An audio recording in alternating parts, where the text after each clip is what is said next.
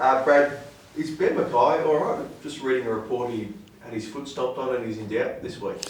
He won't play this week. The short turnaround is going to make that too difficult. We're still assessing. He had a scan this morning, so we'll get those results. But it's just too tight a time frame to turn that around for him. So he'll be unavailable, and then hopefully we'll have an update on where it sits. Hopefully later this afternoon or tomorrow. Have you ever in your coaching career had a series of events like this? I think it's 9 guys over 190 centimetres that are unavailable. It's almost unprecedented. Yeah, it is. It is. But if I had it previously, fortunately, we've got a mid-season draft to mitigate that somewhat. But that's far from perfect either, obviously. It's a different challenge for us. But I mean, we're in a difficult spot in terms of availability. But the way I look at these things is, it'll create opportunity for others. And if we had a 100% availability list, we wouldn't have unearthed 6 debutants this year. Angus Clark wouldn't have got his opportunity last week, which he clearly took. So we'll give opportunity to others. So we see this as it's a challenging situation, but we can be down in the dumps and focus on the negatives, or we can be optimistic about the opportunities it creates. Have you had to change the way that you play as a result of just the sheer number of personnel you've lost? Yeah, we have, but the reality is we're always iterating the way that we play anyway. What we're ultimately trying to build with this team is always going to evolve over time, and it's a real challenge for us to have to make changes to the way we play based on the personnel we've got available. But it's really interesting that the young players that have come in have actually been fairly easy to coach because they're a blank canvas. So they come in and almost to a man have executed what we've asked them to. So that's again the silver lining of getting young players in who are really eager to learn and really keen to execute what we're coaching. In a different sense, it can be harder when you've got experienced players who are learning a different system to undo some things that they've done previously and old habits. Zach Reid and Kyle Lane, would you have any more clarity on the extent they're going to miss? I know you said they've suffered injuries. Yeah, I think it's unlikely either of Kyle or Zach will play before our bye. Yeah. Just on Zach, he's had the 3 left hamstring injuries. This one's the right. Is it a good thing that it's not a recurrence of the left, or is it concerning that it's now both sides of the body? No, I think it's a positive that it's that the troublesome areas that he's had mostly have been back and hamstring and related to that one side.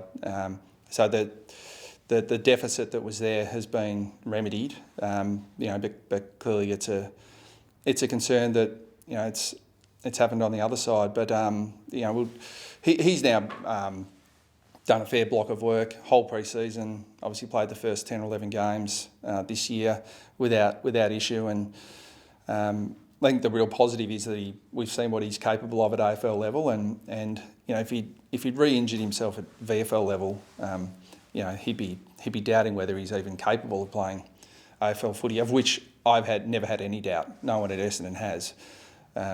So it's a setback, but we think it's only a minor setback. Can I just jump quickly back to the mid-season draft? So there's a genuine chance, or would you consider drafting a couple of guys on the Wednesday night and then having them in your AFL team on the Thursday night? Yeah, it's not beyond the realms of possibility. We might have to look for Queenslanders. Make it a bit logistically easier.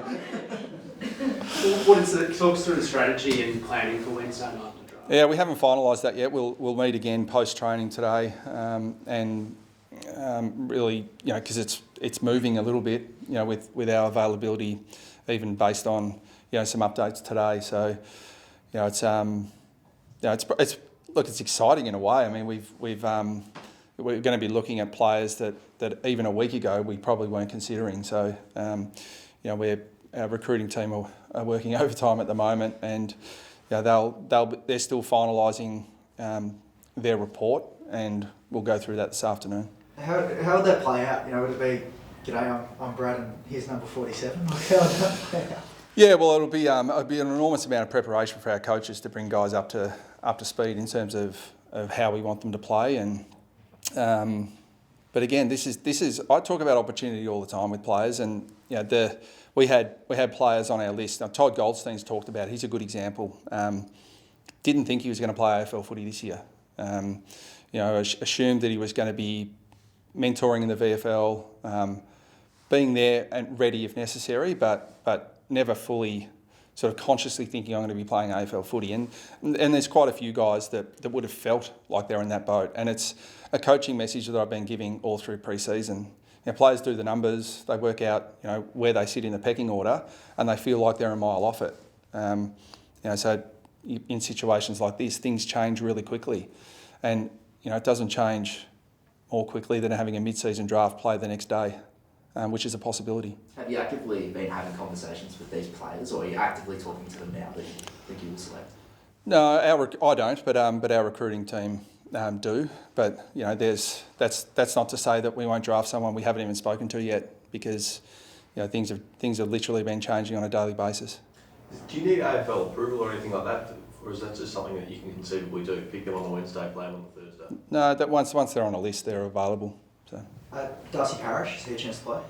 Yeah, he's a very good chance. I thought he performed really well at VFL level. He's had a really good block of training. Really he would have played VFL 2 weeks ago, except we had a bye. So we'll see how he trains today, and we'll sit down with the high performance medical team and make a decision there. How did you see Sardis and El Bulli as well in the VFL on Saturday night? Are they a chance Thursday?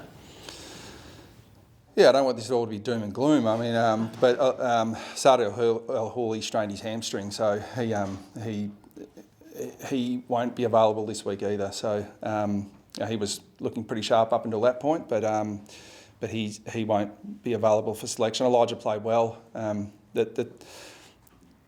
can have injuries, but as Xander, you alluded to, the injuries mostly aren't to our midfield; they're to our talls. So. Where we actually have some depth is not the part of the ground we need it. How do you prepare for a side like Brisbane? They're clearly the reigning premier. By I think their own admission that prior to the game against Hawthorn, they haven't been at their best, but they returned to their best last week. They were really, really dominant around the contest and stoppage, which is their strength. And when they get the game on their terms around that part of the ground, they're able to control and attack really well, and I've got a very solid base in defence. So they're what you'd describe at the moment as a very complete team, in all parts of the ground. So we're going to have to think a little bit differently about how we attack this challenge, but we're going to attack it nonetheless. Whose side are you taking, Ross Lyons or Damien Hardwick's? Clearly the tenor of this press conference, I've got enough to worry about myself without buying into arguments with everyone else. But I'll just sit back as and be entertained as a bystander on this one.